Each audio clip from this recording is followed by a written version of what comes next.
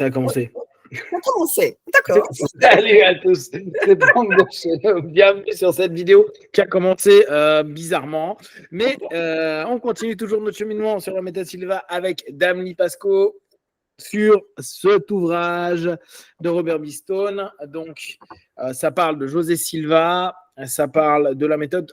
Pour nous, c'est vraiment un bon ouvrage parce que ça nous fait rebondir sur pas mal d'éléments de la méthode. Ça nous fait encore s'interroger. Alors, ce qui est chouette, c'est que plus on se voit, plus on a des réflexions, plus on utilise la méthode, plus on peut avoir des ouvertures diverses, surtout qu'en plus, avec lui, on a la chance d'aimer beaucoup de disciplines connexes, entre guillemets, avec l'hypnose, avec le FT, la psychothérapie, les psychopratiques, et le côté plus spirituel, l'ésotérisme, etc. Donc, on vous propose un peu une vision de la méthode au travers de l'hypnose, puis d'autres éléments. Comment vas-tu, Lee? Je vais de mieux en mieux. Et j'attends toujours avec plaisir nos podcasts. Ça va être bien sympa. Alors, aujourd'hui, on commence par... oui, on s'était arrêté sur la dernière où on avait parlé de Jerry Sivy qui avait arrêté via la méthode sa dépendance à l'héroïne. Donc, toujours la même chose qui est sympa là dans cette partie du livre, c'est un petit peu les éléments que peuvent permettre la méthode. Et là, on a un autre exemple d'une dame qui s'appelle Betty Perry, qui est devenue elle aussi instructrice. Là, en général, c'était des exemples de pourquoi les personnes veulent devenir instructeurs Silva. Et la plupart du temps, Elie l'avait bien fait remarquer sur un des podcasts, c'est parce que ça leur plaît, la méthode leur plaît, ils ont eu des bénéfices. Et parce qu'ils ont eu des bénéfices, ils se disent, bon, bah, si je peux en faire un travail, quelque chose qui me rapporte de l'argent en plus du plaisir de partager, bah, c'est tout bénef. Vous imaginez, c'est le plus beau boulot, c'est pouvoir faire ce que l'on aime et gagner de l'argent en faisant ce que l'on aime. Donc, c'est quand même absolument génial. Ouais. En fait, c'était ce que Juan Silva, c'était le petit frère dans le sens d'âge, mais beaucoup plus grand dans le sens de taille. Et quand Michael et moi avions terminé notre formation d'instructeur, il y a un peu d'écho là. Justement, on nous a donné Paris pour commencer. Il a dit, Lee et Michael, tu vas voir si tu fais ça bien, c'est tout ce que tu vas faire pour le reste de ta vie. Juste Silva. Parce que, effectivement, c'est un bénissant extraordinaire de aimer quelque chose et de gagner sa vie en le faisant. C'est vraiment parfait. Oui. Bah, c'est un des gros plus de la méthode de façon générale. Effectivement, ce côté de pouvoir se dire, tiens, je découvre, puis je répète, puis après, bah, j'ai des résultats, ça me plaît. Et on me donne l'occasion de pouvoir me former pour être instructeur. Et après, je rappelle, pour les personnes qui sont intéressées pour être instructeur ou instructrice, donc il y a des cours qui sont donnés. Et après, vous avez des périmètres, on en a parlé la dernière fois, pour éviter qu'il y ait du cannibalisme, que les uns et les autres, vous fassiez la guerre parce que vous êtes à proximité de. Là, l'idée, c'est justement qu'il y ait un secteur qui soit correctement défini. Et tant que tu es dans le secteur, bah, tu peux avoir un retour à ce niveau-là. Donc, effectivement, avoir cette chance d'aimer la discipline et de la partager avec plaisir, automatiquement, les personnes qui vous écoutent, bah, ils se rendent compte que vous êtes vraiment là parce que vous aimez la discipline. Et ça donne une vraie qualité à la démonstration. Si en plus, vous avez vécu des retours positifs par la méthode, c'est d'autant plus marquant parce que automatiquement, on aime bien avoir des points de référence sur les succès qu'ont eu les autres. Lee avait fait, d'ailleurs, on ne l'a toujours pas édité, il faudrait qu'on le fasse un de ces jours. Elle faisait un journal des retours des diplômés Silva où tout le monde disait, ah bah moi, la méthode m'a permis ceci, ceci, ceci, cela. Des testimonials, comme on dit en anglais. Et c'est plutôt chouette parce que plus on a d'expérience à dire, ah bah moi j'ai vécu ça, j'ai testé là-dessus, ça a fait ceci, ceci, cela, plus les gens peuvent se dire, ok, si lui il y arrive, je vois pas pourquoi moi j'y arriverai pas. Ce qui permet dès lors de populariser la méthode et de donner des choses positives. Oui. Donc, Elle explique qu'elle avait un paquet de. Donc, elle avait une problématique associée. Ouais, elle avait une problématique de poids, elle avait des problématiques avec des mouvements de sa main gauche, elle avait pas de vision périphérique à la gauche. Bref, c'était pas un état physio qui était au top. Et donc, elle a commencé un travail de visualisation. Et là, on revient sur le travail de visualisation. Lee vous dit souvent, amusez-vous quand vous faites vos visualisations. Créez de la vie, faites vivre vos images. Alors, c'est vrai qu'il y a des moments, les personnes s'habituent à visualiser et donc commencent à avoir toujours les mêmes patterns, les mêmes schémas et les mêmes modèles. N'hésitez pas à faire vivre vraiment vos mondes intérieurs par rapport à ce que ça représente. Euh, on avait dit pour les cancers, par exemple, imaginez des Pac-Man, imaginez des choses. Il n'y a pas longtemps, j'ai fait un cours d'hypnose médicale où je trouvais que c'était marrant. Elle parlait de Simonton et elle disait qu'il y a des moments, il ne faut aussi pas chercher à faire la guerre. C'est-à-dire qu'à la place de dire on va contre quelque chose, même les cellules cancéreuses, on peut imaginer, dans notre petit scénario, bien sûr, c'est en interne, c'est votre autosuggestion, etc.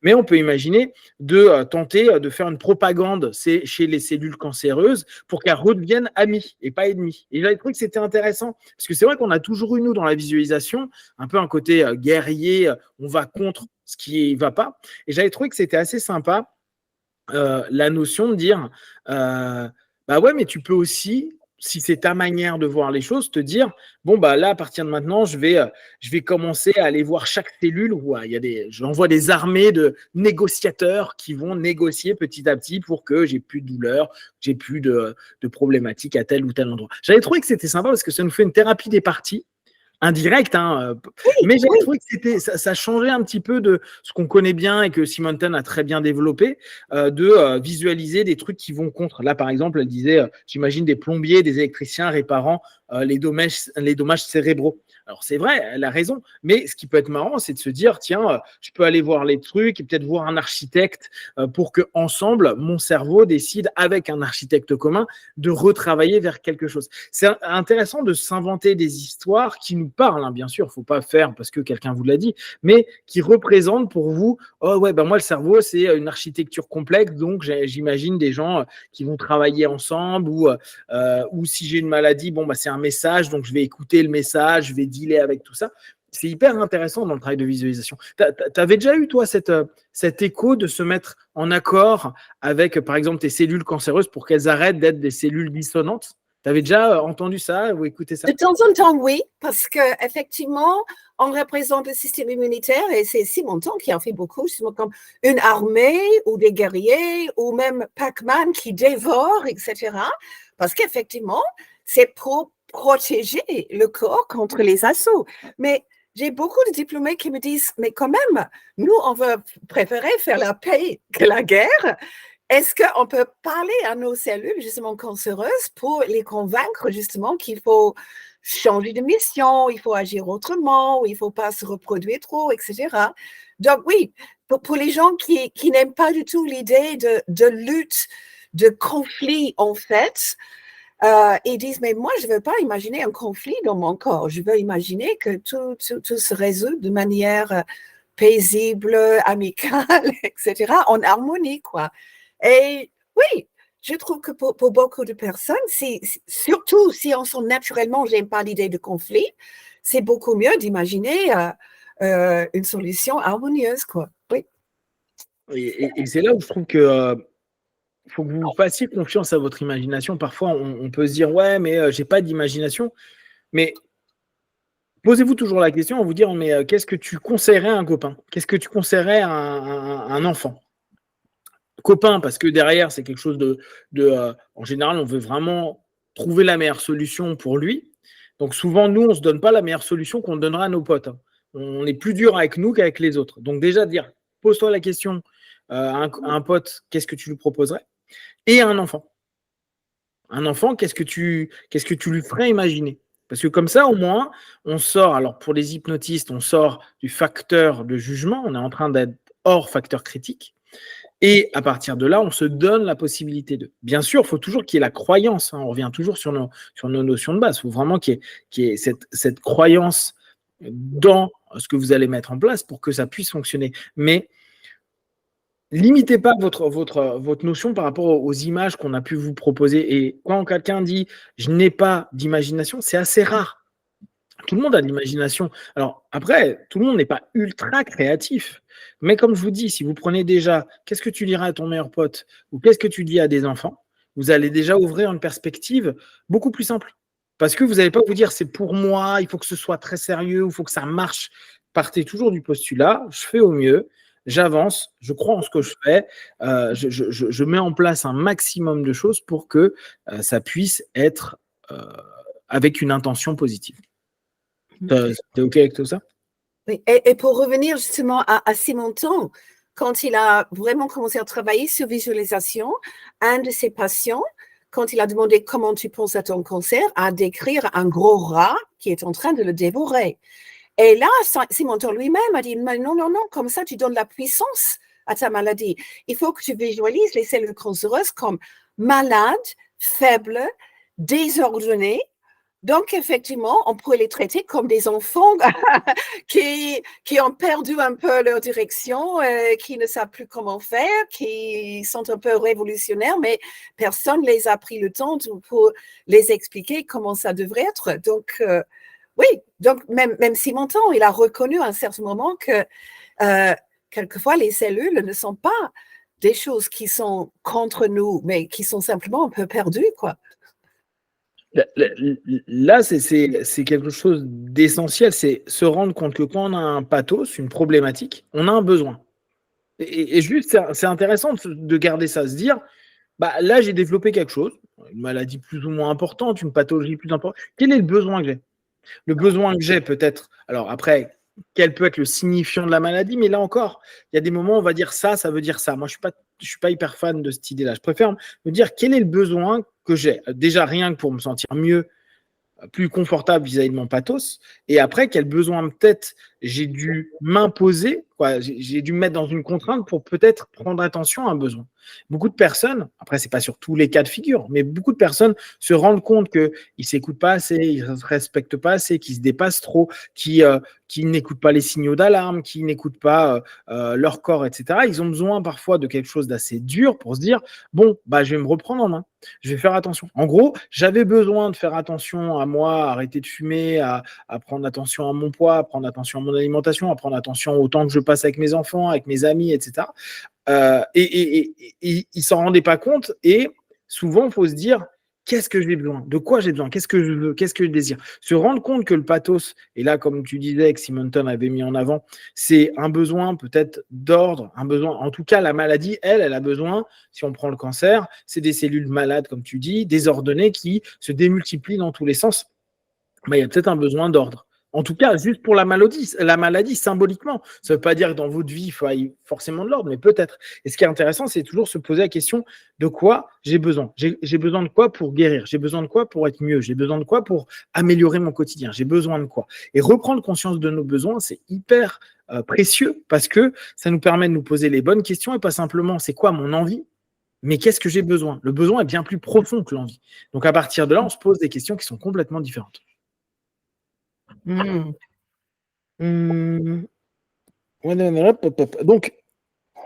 tout ça, donc, elle revient à dire que, pareil, elle pense à ces vaisseaux sanguins qui sont fixés par les plombiers, que les nerfs sont travaillés par les électriciens, etc., etc. Et elle s'imagine, bien sûr, libre des limitations physiques qu'elle avait eues avec ses problématiques cérébrales, qui étaient présentes depuis 14 ans. Et ce qui a été plutôt intéressant, c'est que elle a, au fur et à mesure, redéveloppé des bonnes choses. Elle s'est sentie plus en santé, son corps allait de mieux en mieux, etc. Donc, ce qui est intéressant, c'est que ça ouvre quand même des opportunités. Là encore, je pense à ça parce que hier, j'ai vu une espèce d'arnaque qu'un gars a expliqué sur tout ce qui est aujourd'hui beaucoup associé au quantique et où il disait que ce qui était vendu, c'était très arnaque, etc. On fait toujours attention. On sait très bien que dans le travail de la méthode Silva, ce qui est mis en avant, c'est nos capacités de notre conscience intérieure. Donc, c'est nos possibilités au travers de l'autosuggestion et de la visualisation, qui est une forme d'autosuggestion, de orienter notre esprit, notre corps vers quelque chose qui est plus positif. Vous n'allez jamais entendre un instructeur Silva dire ça marche à tous les coups, ça fonctionne sur tout le monde, sachant que tout le monde a ses freins, ses croyances, ses valeurs, ses ah ça j'y crois pas trop. C'est pour ça qu'on dit donnez-vous le droit d'y arriver, donnez-vous le droit de réussir. On sait qu'on a tous, il y en a qui vont dire ah mais moi je suis trop mental pour ce genre de technique, moi j'y crois pas. Bah, si tu n'y crois pas, oui, bah, c'est pas la technique à utiliser. Faut pas plus se prendre la tête que ça. Mais faut bien penser que on sait qu'il y a l'effet de la suggestion, il y a l'effet placebo qui est très très connu et reconnu, donc les effets contextuels qui jouent aussi. Je suis dans un état avec des personnes qui sont dans le même état d'esprit que moi, je peux faire des bonnes choses. Et rien que comprendre ça, c'est quelque chose d'énorme. Parce que qu'importe que ce soit une explication ésotérique ou que ce soit un truc aussi basique que dire c'est de l'autosuggestion dans un état de transe, pour moi qui suis hypnotiste, ou à un niveau votre fréquence cérébrale est optimum pour être créatif et donner des alternatives et absorber des suggestions, qu'importe. L'essentiel, c'est de voir qu'il y a des feedbacks.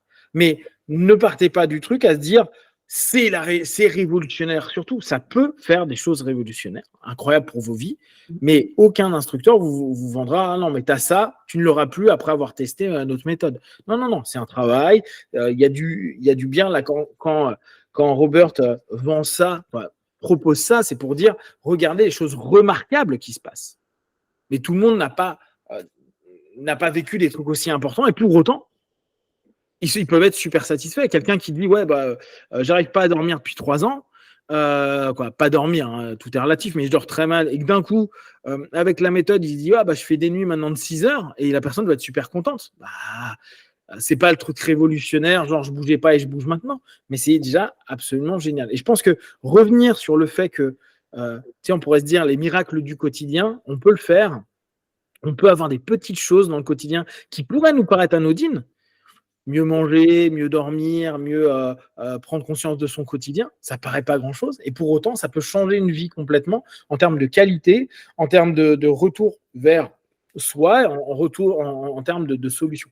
Donc, moi, j'aime bien ces histoires-là. Hein. Je trouve ça cool. Lee vous en parle, les instructeurs vous en parlent, les bouquins vous en parlent. Mais je pense que la plupart, et tu me diras, Alice, ce que tu en penses, mais que la plupart des petits miracles, je mets miracles entre guillemets, de la méthode se font sur des petites choses du quotidien qui changent vraiment la vie des gens, parce que c'est ces petites choses-là, je parle moins négatif, j'ai appris à faire à annuler toutes les choses qui ne sont pas OK, je dors mieux, je me mémorise mieux, j'ai plus confiance en moi. Ces petites choses qui n'arrivent pas avec trompette et tout ça. Non, c'est tout petit et en même temps, tout petit améliore la qualité de vie. Je ne sais pas ce que toi t'en penses, sachant que tu as vu toi des belles choses, des grandes choses, des choses extraordinaires.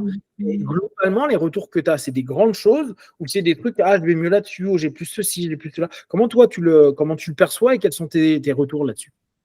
Mais justement, c'est toujours un mélange.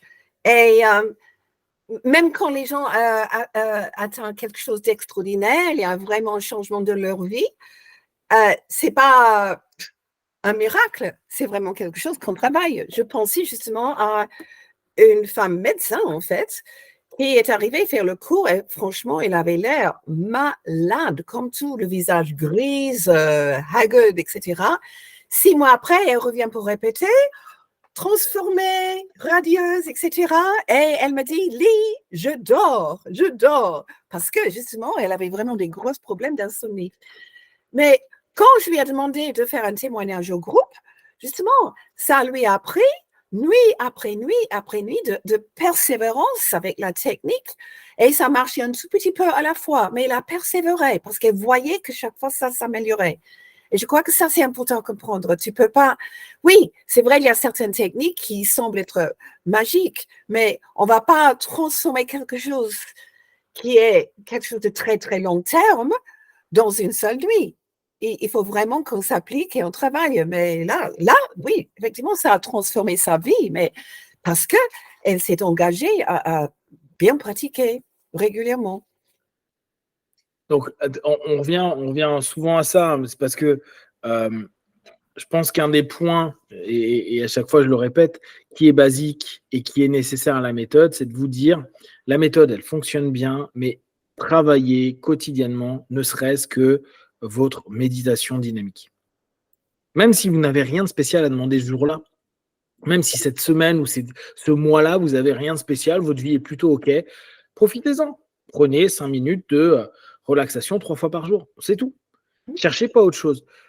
Le modèle de base va vous permettre justement d'avoir cette structuration pour les moments où vous avez besoin de bosser des trucs plus longtemps. Et en plus, ça vous donne une consistance. C'est-à-dire que vous allez vous discipliner à vous dire, bon, bah là, aujourd'hui, ça va, j'ai qu'à me faire 5 minutes de ça va. De je suis juste OK, je me sens bien et merci à ça. Gratitude, si ça vous fait plaisir. Non. S'il n'y a pas de problème, utilisez ça pour faire gratitude quand même. Exactement. Mais parfois, on pense trop, ah ouais, mais je vais utiliser ça parce que ça va pas. Et moi, je pense qu'il faut continuer. Bah, ça va bien, tout va bien, tu n'as rien de spécial à demander. Et bah, pour autant, ça ne t'empêche pas de te dire, je vais prendre un quart d'heure max dans ma journée pour faire mes 3 petites méditations où je vais juste me détendre, me relaxer. Voilà, je suis bien, j'ai rien demandé, j'ai rien fait de spécial. Je suis peut-être allé dans mon labo, je me suis mis dans un scan et j'ai juste roupillé dans mon truc. Ça va très bien. Parce que si vous habituez à faire ça, le moment où ça ira pas, et là je reprends, je vous en avais déjà parlé, mais qui est pour moi quelque chose d'essentiel, et quand j'ai compris ça, je me suis dit, mais oui, il a complètement raison, c'est Butler, donc en Angleterre, qui a été élève de Gil Boyne, qui a été un des très très grands hypnotistes américains, qui disait pour la gestion de la douleur, et on en parle dans la méthode Silva, c'est le travail sur l'hypnoanalgésie, le gant analgésique, anesthésique, qui disait, n'oubliez pas, pour préparer la gestion de la douleur, c'est quelque chose que vous devez faire tous les jours. C'est exagéré le tous les jours, mais que vous devez régulièrement retourner dans l'état qui vous permet de vous dire, je peux m'anesthésier d'un coup, je peux m'analgésier d'un coup. Lee vous en a parlé, c'est cet élément où quand on a besoin, tu sais que tu es suffisamment connecté, tu connais suffisamment ta méditation dynamique, tu connais suffisamment ta technique pour te dire, bon, bah là, c'est bon, je vais plus saigner, c'est bon, je vais plus avoir mal. Juste ça, ça peut tellement vous améliorer votre quotidien. Et oui, peut-être que pendant 1 mois, 6 mois, 1 an, 2 ans, 10 ans, je vous le souhaite, vous n'avez jamais mal nulle part, vous êtes toujours trop bien, génial. Mais si au bout de X années, d'un coup, vous commencez, pas de bol, vous êtes blessé, vous avez mal, qu'importe ce qui s'est passé, vous dire, non mais je sais le faire, vu que maintenant je sais comme ça arriver à mon niveau et comme ça créer une analgésie, une anesthésie, etc. Bah, le fait de l'avoir fait tous les jours, juste le basique, hein, sans dire je vais faire de l'analgésie, va vous donner la vraie qualité de la méthode. Et je pense que c'est ça qui va être intéressant. Souvent, on est trop sur le fait de se dire il faut que je fasse la méthode parce que. Je dois le faire parce que j'ai un problème, parce que je veux une nouvelle maison, parce que je veux une nouvelle voiture, parce que je l'utilise comme loi d'attraction. Et moi, même si je comprends très bien la dynamique, hein, je pense que c'est quelque chose qui est plus du lifestyle à se dire je me pose avec moi. Et juste ça, c'est génial. Juste, je me suis autorisé à prendre 5 minutes dans la journée pour moi, 5 minutes ce soir, 5 minutes ce matin, génial. Et je me pose avec moi, sans autre attention que me dire, je suis bien, je suis heureux, je suis heureuse. Et j'ai rien à demander d'autre que juste profiter de ça. Parce que ça, en fait, c'est ce qui va se cumuler semaine après semaine, mois après mois, et qui va donner votre qualité sur tout ce qui va être les outillages après et les besoins que vous aurez à avoir à traiter avec ça. Je ne sais pas comment toi tu le vois. Moi, c'est quelque chose sur lequel j'insiste beaucoup. Faites du basique et faites sans attendre quoi que ce soit, juste pour le faire. Est-ce que c'est un discours que toi, tu partages?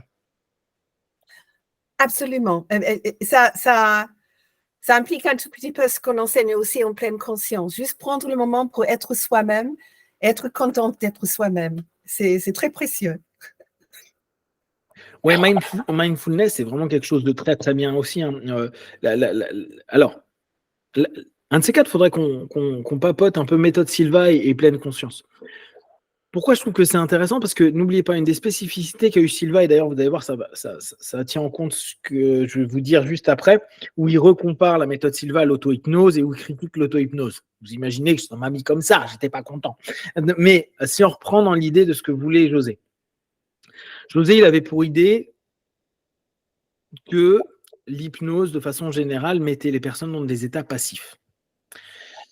Et bah là, je vais en profiter, et notamment que les applications de l'auto-hypnose sont principalement limitées par le fait d'improving, de faire évoluer son image de soi, gagner de la confiance en soi et mettre au loin des habitudes. La méthode Silva va au-delà de ça, selon eux. Et je trouve que quand on prend la notion de José, c'était de dire on va être dans une méditation dynamique. Et j'insiste, dynamique. On ne va pas être passif. Et c'était la critique qu'il avait majoritairement. C'est que la plupart du temps, pour lui, les hypnotistes et les hypnotisés étaient sous contrainte et influence de quelqu'un et donc n'étaient pas autonomes à un moment donné. Et dans l'auto-hypnose, là, si on reprend les mots de Robert, c'est dire en gros, bon, hormis le self-développement de soi et d'enlever des habitudes, ça sert pas à ça sert pas à grand chose. Il dit pas que ça sert pas à grand chose, mais c'est limité à ça. Voilà, il y a un côté limité. On prend par rapport à la pleine conscience.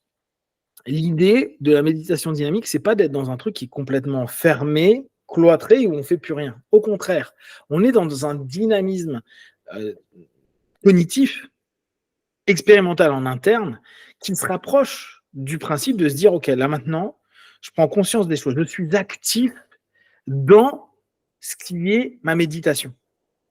Je suis actif à prendre conscience d'un ensemble d'éléments et donc des dynamiques extérieures et intérieures.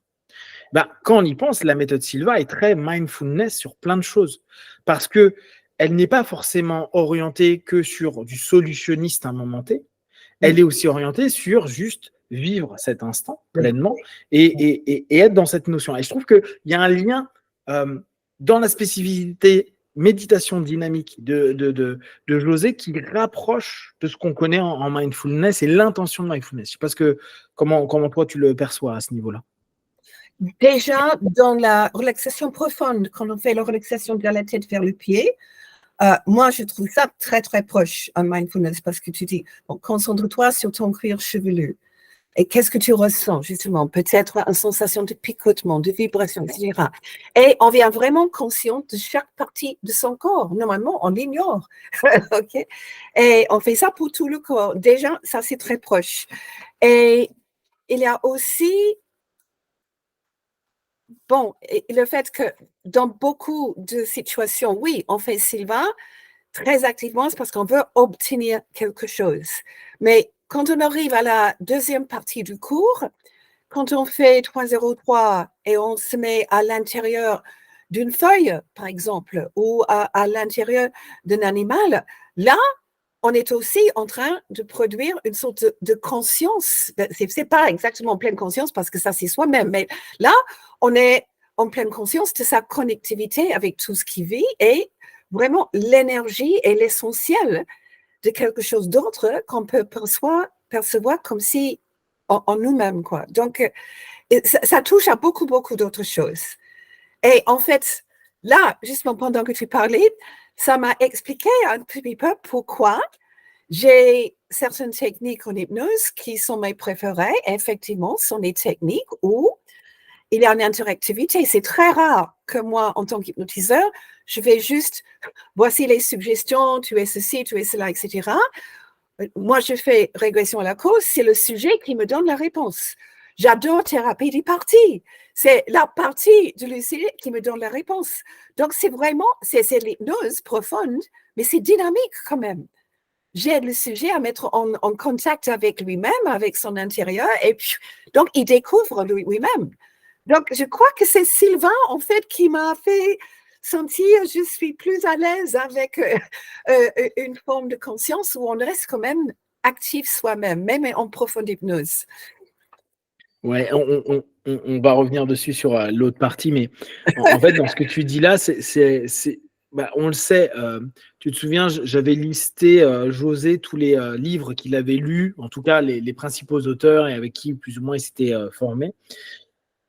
Et il était quand même sur une hypnose qui était très directive, très ancienne. Vraiment, alors j'exagère un petit peu parce que c'était pas tout à fait ça. Il y a des auteurs qui étaient bien au-delà de ça, mais on pouvait un peu avoir l'idée de l'hypnose de la salpêtrière, pour ceux qui connaissent, donc l'hypnose de Charcot, une hypnose qui était une hypnose très fais ça, fais ça, fais ça, fais ça, fais ça, fais ça, fais ça.